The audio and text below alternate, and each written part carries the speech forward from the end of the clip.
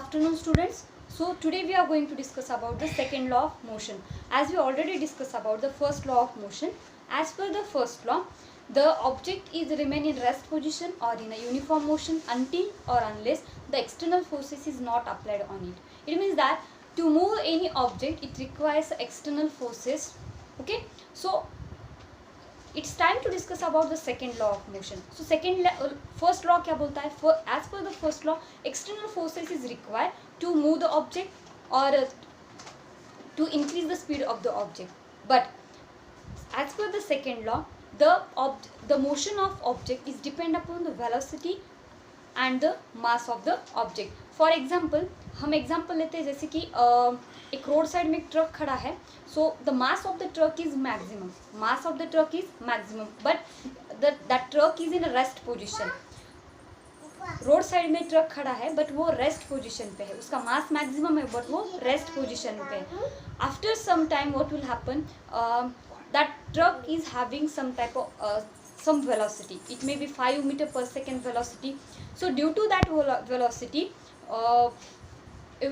everyone's attraction point of attraction is truck only, because truck is having velocity. अगर truck से किसी को धक्का लग जाता है, so that time possibility of damage also. But road side में जब ट्रक खड़ा था, उसे मास था उसके पास बट वेलोसिटी नहीं थी. ठीक है, वो रेस्ट पोजीशन पे खड़ा था, उसके पास मास था बट वेलोसिटी नहीं थी. इन सेकेंड केस हमने ऑब्जर्व किया है कि उसी ट्रक का मास उसके साथ है और उसमें उसके ऊपर हमने कुछ फोर्स अप्लाई करने के बाद, जो भी केमिकल फोर्सेस उस अप्लाई करने के बाद उसे सम वेलोसिटी मिल जाएगी जिसकी वजह से ट्रक मूव हो सकता है. Okay, when mass and velocity both are with each other, so that time that concept is known as the momentum. As Newton states that the combination of the mass and velocity, the product of mass and velocity is known as the momentum. So here we learn the new concept, that is a momentum.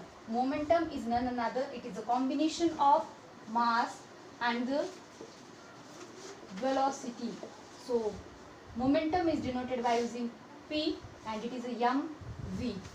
Okay, so किसी भी object, again one example के साथ हम discuss करते हैं. किसी भी object की अगर ऑब्जेक्ट अगर रेस्ट में है, वो बहुत ज़्यादा हेवियर है, रेस्ट में, उसके साथ वेलोसिटी नहीं है, तो उसका कोई भी इम्पैक्ट नहीं हो सकता है. कोई भी ऑब्जेक्ट की वेलोसिटी है, उसका मास कम है, तो उसका भी इम्पैक्ट थोड़ा सा कम होता है.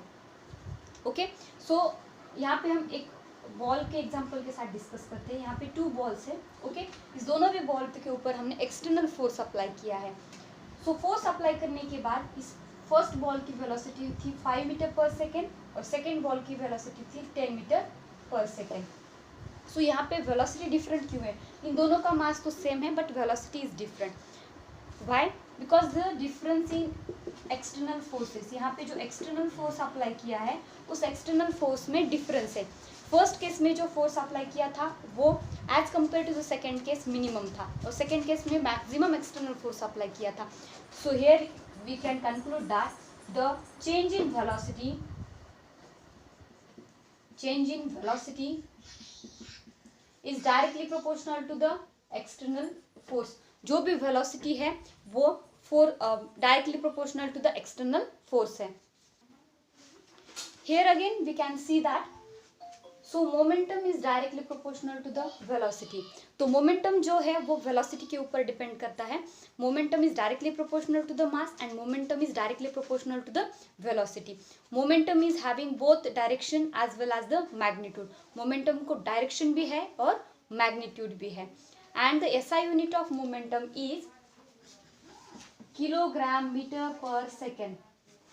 Kilogram meter per second. Why the unit of momentum is kilogram meter per second? Because the unit of mass is kilogram and the unit of velocity is meter per second. So that's why the unit of momentum is kilogram meter per second. And the momentum is having both the direction as well as the magnitude. The momentum is always in a direction of velocity. Velocity की जो direction होगी वही momentum की direction होगी. So यहाँ पे हम देख सकते हैं जो भी चेंज इन वेलोसिटी है, that change in velocity is directly proportional to the force. But यहाँ पे हम देख सकते हैं that velocity is directly proportional to the momentum. So velocity is directly proportional to the momentum. So here we can say that the force is directly proportional to the momentum, because both the cases relate with the velocity. Change in velocity is directly proportional to the force, and the change in velocity is directly proportional to the momentum. So the force can be directly proportional to the momentum.